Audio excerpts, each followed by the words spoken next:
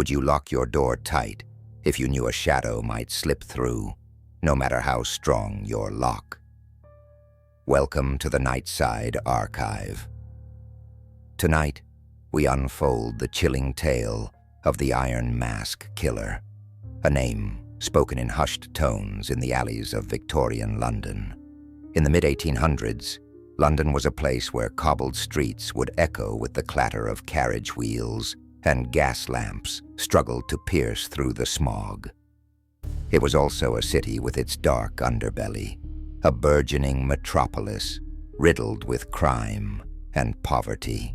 Among its labyrinthine streets, a strange and horrifying series of murders would capture the imagination and fears of the populace, pushing detective efforts to their limits and yet leaving only questions behind. Our story begins in 1854, in the parish of Clerkenwell. The first victim was a seamstress named Matilda Harrington, a calm, responsible woman who was loved by her fellow parishioners. Matilda was last seen leaving her employer's house one rainy evening. It was the next morning when her body was discovered in a shallow ditch. She wasn't just murdered. Her body showed a precision of cuts that spoke of a calculated mind. But the scariest part, the single iron mask left propped against the wall where her body lay. It had no facial features, just a flat sheet of iron pierced with small holes for eyes and one for the nose. Who made such a grim object, and why it became an icon of terror? By the time investigators arrived at the scene, speculation was rife. Was it the calling card of a deranged killer, or a message lost in its own cryptic symbolism? The newspapers latched onto the story of the Iron Mask Killer, crafting wild narratives and feeding the public's hunger for scandal and mystery. The second victim, William Greaves, was a bookkeeper at a local office. 2 months had gone by, and residents were beginning to relax, believing Matilda's case to be perhaps an isolated incident. That sense of security shattered as William, too, disappeared on his way home. His horse-drawn carriage was found abandoned in the middle of a bridge, without driver or passenger. His lifeless body turned up 3 days later in an unfinished canal 3 miles away, with, you guessed it, another iron mask laid across his chest. William's throat had been slit with surgical precision, his pocket watch missing, but no other belongings stolen.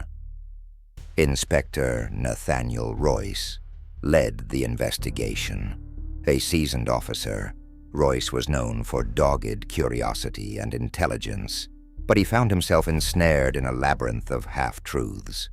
Desperate for leads, he turned to London's most unreliable narrators, the street urchins and night watchmen. Though the police seized many suspects, the shadowy killer constantly eluded their grasp. Enter Henrietta Langley in 1855, a third victim. A young artist known for her evocative sketches, Henrietta's murder sparked public outrage. Her latest sketch pad contained a drawing of an iron mask, hurriedly scribbled before her death, but placed neatly beside her lifeless body. Was this her last clue? A frantic attempt to identify her murderer before the inevitable end. Her death hollowed out the city's morale. Vigils were held across London, but pleas for increased street patrols saw no progress in the investigation. The sober question hovered. Was the Iron Mask Killer a single entity, or was there some dark organization behind it? As time marched on, 4 more victims joined the grisly chain. A saddler, a midwife, a theater actor, and a clockmaker. An unconnected group, if there ever was one. Each found with the same grotesque iron visage, laid hauntingly close to their remains. Those masks remained a cruel enigma, crafted without care for realism, and yet each slightly different in its hammered-out brutalism, as if marked individually and personally by the killer. Witnesses reported hearing loud clanging sounds in alleys on the nights leading up to each murder. Was the killer forging his masks before each assassination?